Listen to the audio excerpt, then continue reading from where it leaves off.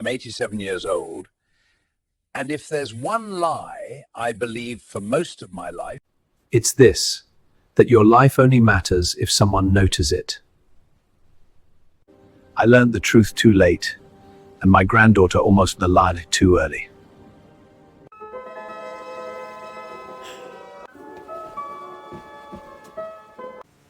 It feels like I was sitting in my car, engine still running, when my granddaughter closed the door and just sat there. No phone, no music, just staring straight ahead. You know that look, not sad, not angry, just empty. Like someone turned the lights off inside her and forgot to turn them back on. She's 15. I asked how school was. She shrugged. I asked if anything happened. She said no. Then there was that long silence, the kind that feels heavier than words. Finally, she said, almost like she was afraid of the answer, "Grandpa, does it ever feel like nothing you do actually matters?" I'm 87 years old, and I swear to you, that question hit me harder than any bad news I've ever received. Because I've asked myself that same question more times than I'd like to admit. The only difference is she's standing at the beginning of her life looking forward, and I'm standing it again looking back. And somewhere between those two places, I think I finally understand something I wish I'd known sooner.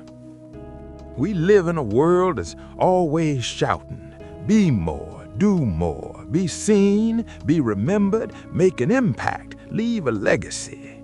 And if you don't, well, it quietly makes you feel like you failed. I bought into that for years. I chased titles, I worried about money, I measured my worth by how busy I was and how tired I felt at the end of the day. And still, late at night, when the house was quiet, I'd sit there and wonder, is this it? Let me tell you about a woman named Margaret. She lived 3 houses down from us for over 40 years. 3rd grade teacher, same school, same classroom, same routine. She never married, no kids of her own.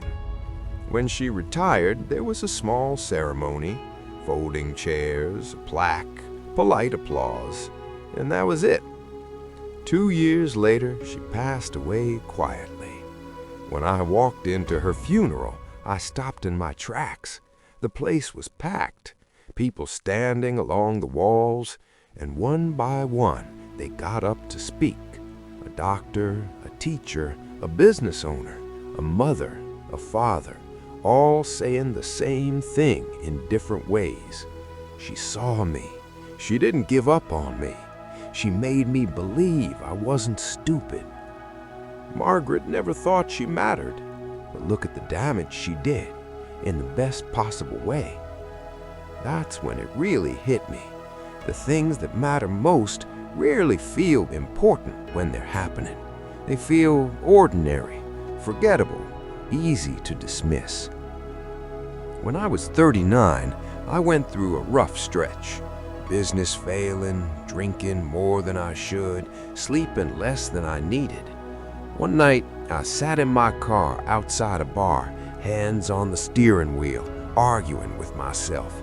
Then a man named Tom knocked on my window. I barely knew him. He just said, "I'm grabbing coffee, want to come?" No lecture, no advice, just coffee. We talked about nothing special. Kids, weather, a book he liked, and somehow something inside me loosened. I didn't go into that bar. I went home. Tom probably forgot that night by morning. I didn't. That small moment bent my life in a better direction. That's how mattering works, quietly. You won't get a signal. No one will tap you on the shoulder and say, "Hey, what you just did changed someone." Most of the time, you'll never know. My wife, Eleanor, used to write letters, real ones, pen, paper, stamps. I teased her about it, told her everyone had phones now. She just smiled and kept writing. After she passed, I found boxes of letters people had written back to her. Some said they kept her letters for years, read them during hard times, took them out when they felt alone. She wasn't trying to be important. She was just reaching out, and it mattered more than she ever knew. My wife, Eleanor, used to write letters, real ones, pen, paper, stamps. I teased her about it, told her everyone had phones now. She just smiled and kept writing. After she passed, I found boxes of letters people had written back to her.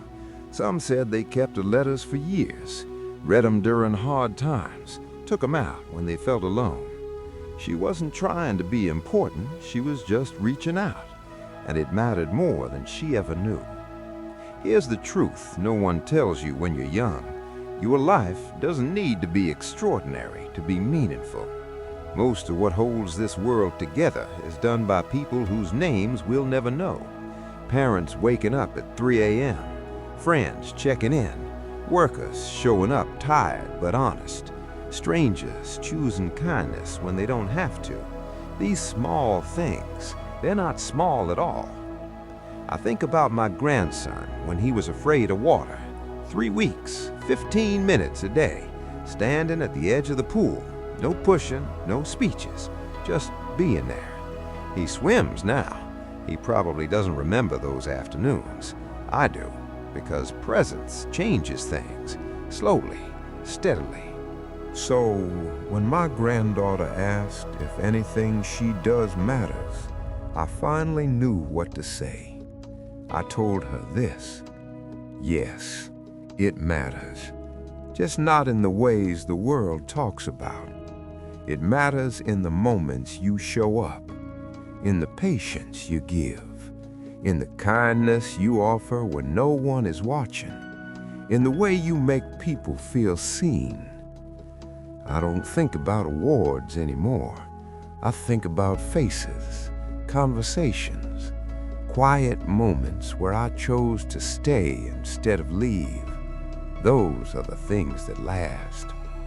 And if you're wondering the same thing tonight, sitting quietly somewhere, asking yourself if your life means anything, let me say this plainly and honestly: it already does, more than you know.